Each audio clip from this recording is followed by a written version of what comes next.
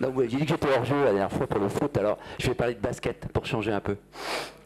Alors, avant tout, je profite de cette délibération pour adresser au nom de mon groupe et je pense à votre nom à tous les félicitations à Valentin Madouas qui a été sacré champion de France de cyclisme donc professionnel. Ses brillants résultats en junior, il avait déjà été champion de France, donc il est maintenant en senior. Donc c'est une valeur montante du cyclisme français et je pense qu'on peut le féliciter en tout cas, nous tous ici, et nous toutes. Pardon. Je l'ai déjà fait. Hein.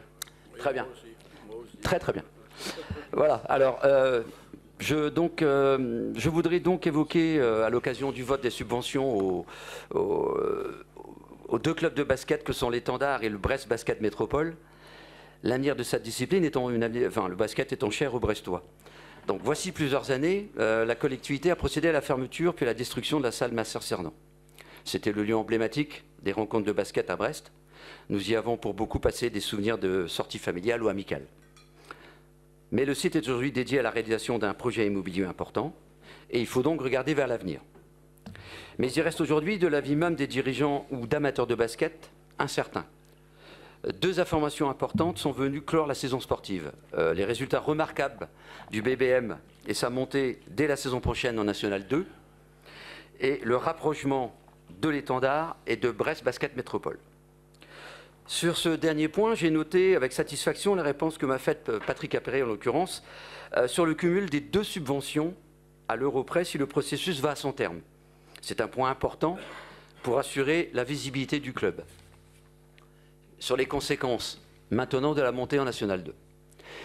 Depuis la disparition de Cerdan, notre ville ne dispose plus de salles aux normes, avec un paquet homologué par la Fédération française, avec une capacité au-delà des jauges actuelles de nos salles municipales pour accueillir les rencontres officielles. Déjà, à chaque rencontre, de nombreux spectateurs ne sont pas accueillis ou sont, comme la dernière fois, accueillis dans de bonnes conditions puisqu'il y avait beaucoup de monde dehors. Qu'en sera-t-il la saison prochaine alors que le flux des spectateurs ne peut que croître? Enfin, nous l'espérons en tout cas. Qu'en sera-t-il compte tenu des charges nouvelles qui vont peser sur le club en lien avec son nouveau statut? De plus, pour permettre un équilibre financier pour le club, il faut également bénéficier du soutien des partenaires du monde économique, lesquels risquent de conditionner leur participation à la visibilité sportive et économique plus grande du BBM. C'est pourquoi il importe de trouver une solution adaptée à cette évolution. Or, à ma connaissance, aucune solution satisfaisante n'a été proposée à ce stade, et l'on entend ici et là que la collectivité échaudée par la faillite il y a plusieurs années de l'Étendard, hésiterait à s'engager plus en avant. C'est dommageable, et de mémoire pour d'autres clubs phares sur Brest, nous avons tous su dépasser cela.